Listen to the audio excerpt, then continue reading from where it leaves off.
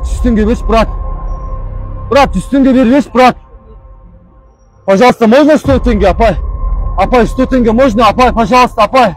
Апай, можно 100 тенге?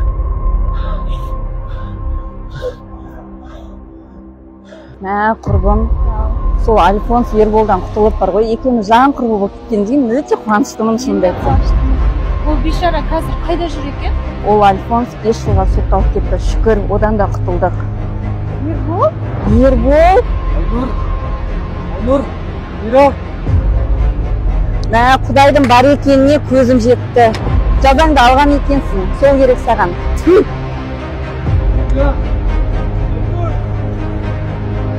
Алла! Бұлай боңызып көтерімді кім білген? Алла! Рейісткен жандарым, кешіре көріңдерші мені. Кешіріңдерші, Алла!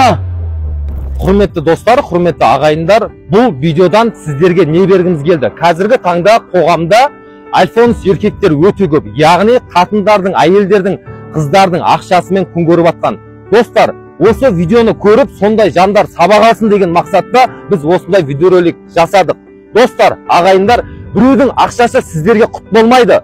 Қатындардың, әйелдердің, қыздардың ақшасын пайдаланған еркектер, естеріңізді жиыңыздар. Достар, адал еңбекпен тапқан ақшаға ештеңе де жетпейді. Рахмет баршаларыңызға.